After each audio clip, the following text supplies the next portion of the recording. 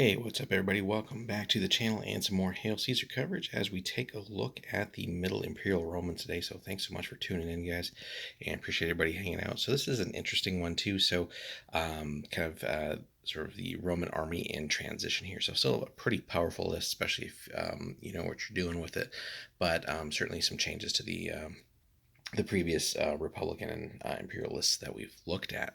So the big things here, still mainly infantry based, although cavalry are now up to 50% of the army as well. So you can have basically an exact 50-50 split if you want that. Legions are still 50% of the infantry. Artillery here, so this is another interesting one. There must be at least 3 legionary units in the army for every artillery unit fielded, and no more medium or heavy than light, basically. So some restrictions on that, but considering that most of your infantry is very likely going to be legionary, so you should be able to field a decent amount of artillery if you want as well. Division's pretty standard stuff here, and then skirmishers can be 50% of the division, so nothing out of the ordinary there. So it does offer for some flexibility here in looking at some of the more oddball things or things that weren't like necessarily 100% clearly historically defined, or just there's not that much evidence for it. But that's something that we'll take a look at once we get into the list as well. But anyway, so we'll be right back, guys, as we crack that open. Alrighty, so getting into the list here, and this is a pretty long one. It's only one page, but it is basically, it's top to bottom here. So there is a lot to cover, guys. So getting into the first part here, legionary or auxiliary heavy infantry with spears and javelins. So typical medium, or sorry, not medium, heavy infantry profile here, paying 26 points a pop for it. And then you do have the option to pay to make them drilled, so that's not like a standard thing that these guys come with, for another 3 points. Very likely well worth investing in if you can afford it. You could also downgrade non-drilled legionaries or auxiliaries to raw recruits, which basically bumps them down to sort of a medium infantry profile, however, with a 4+ morale save still. But again, that would be at a small discount here, -2 per unit, but that would be off of the first profile there, so 24 for those. And all things considered, still pretty decent. Don't really come with any penalties there. That being said, you could also reduce to downgrade raw legionaries or auxiliaries to levy. So basically 2 different downgrades here, which we haven't really seen too much of in the list so far. So another 3-point discount there. No stat changes or anything, but dealing with the levy rule. And then we can pay extra to give any of the above legionaries Pila, so up to half of those that you field. So for another 3 points increase there. So lots of different things to consider there on how exactly you want to field these heavy infantry. So then we move on, and we have legionary or auxiliary medium infantry with spears or javelins. So true medium infantry unit here. So the 6s for combat, and that standard 5-up save here. No options for drilled on this, but we can bump them down to levy, which is a pretty cheap cost overall here, 20 points for a unit of that. And here's one of those oddball things here. So extra to make medium infantry auxiliaries Palestinian clubmen with double-handed weapons. So something drastically different. Just 1 unit, so it could be cool to build that and field that on the tabletop. It does bump their clash value back up to 7, messes with the short range a little bit, but no other penalties there. But it's also just a 1-point upgrade, so well worth considering there to field something unique and kind of cool. And really, for 24 points for just one of those, it's still a little bit cheaper than the legionaries up above. So then getting into the light infantry auxiliaries with spears or javelins here. So again, bumping down in quality overall here.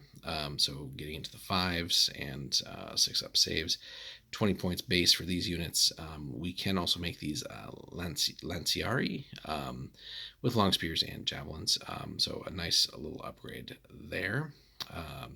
And then that just takes them back up to 23 points. So worth considering. And again, we have another option to downgrade to levy, kind of a theme that you're hopefully seeing here, right? Just because, again, unlike the legions of old, just it's harder and harder to field uh, as many units in quantity as there were before. Sort of top quality legionary units in their various other auxiliaries and allies and things like that. So just that's why levy is really so prevalent here. You're just seeing so much of that to represent uh, that sort of turning point as the centuries wore on here. Speaking of auxiliaries, medium auxiliary archers. So again, the fact that you still get archers here that are on a medium infantry profile, and a 5-up morale save here for 24 points a pop. And again, another downgrade to levy. Although here looks like we do have a typo. Levy is in the wrong spot here. Should be down one below. So just something to point out there. And again, the typical 3-point discount for making them levy. If you don't want to go that expensive, a little bit cheaper still, light infantry auxiliary archers. Again, the fact that you get these in quantity is fantastic, just to really show that this list does have a lot of firepower in the missile compartment or department, with decent enough fighting skill to survive for a little bit if things go south there. But again, so far, just tons and tons of different infantry here of various qualities. So nothing over the top. Again, we haven't really seen anything elite here. But a standard Roman legionary unit as above is still pretty damn solid. Skirmishers with javelins as small units. Again, we've seen these over and over again. Nothing out of the ordinary there. Skirmishers with slings or bows as small units. No other restrictions on that, which is pretty cool. Another long-range option for you there. And then here we get into some of the other specialized things that you won't really see too much of elsewhere. So we have a Numeri Barbarian medium infantry warbands with spears or javelins. Again, no restriction on there. Outside of the army restrictions, but a nice way to get a clash of 9. Surprisingly, no wild fighters or anything else like that. And still a medium infantry setup here beyond that, although a little bit weaker in the short range department, but 25 points a pop for those guys. So that could be a nice sort of shock unit to employ correctly here and throw a nice little bucket of dice. Then we finally start getting into the cavalry aspect, and here we have auxiliary medium cavalry with spears or javelins. Again, nothing fancy, but still just solid medium cavalry. 27 points a pop on those. We also get access to heavy cavalry with spears or javelins or javelins. Since you're not paying points for them, you might as well have both. But anyway, another opportunity here to get Clash of 9 and that heavy cavalry save, 30 points a pop. Again, you're going to pay the points. But, again, no special rules for these guys or anything yet. But again, it's a standard medium and heavy cavalry unit here. And they'll do just enough, right? It's not always about having all those extra fancy rules, even though those can be very useful for you. But sometimes just being able to have good, solid units and multiples of those. If you want to go a little bit heavier still, we have Cataphract Cavalry with Contos, just one unit of those. But again, sort of super heavy cavalry for you there, 34 points a pop, and they will hit pretty hard. We get back into some light cavalry here with javelins as small units. Again, perfect harassing unit to go with the other cavalry units in your force. 17 points there. And the fact that all of them basically can also get feigned flight for an upgrade, 2 points pop. So 19 there. Again, it's nice to have these specialized lighter units here. And, while the enemy's having to deal with your heavy hitters like the medium and heavies and the cataphracts, it's nice to have a unit that can do this too. And again, or multiple units even with feign flight. So also auxiliary cavalry with bows, fielded as small units. And these guys just come with feign flight standard, so no upgrade there. And you're going to pay 21 points a pop for that. So again, another fantastic deal there. Also, interestingly, camel-mounted light cavalry with bows and javelins, just one unit, and that's fine for 20 points there. A little bit weaker in the fighting department with a clash of 4. But again, more faint flight and could look really cool on the tabletop. But overall, the auxiliary light unit is going to be just a little bit better, right? Although, again, 1 point. Paying basically a point there to get that extra clash, but could be worth it, right? Then we get into our artillery package here, which is interesting because I don't think we saw this with the other Roman list that we've seen so far, but the light artillery chiroballista bolt throwers.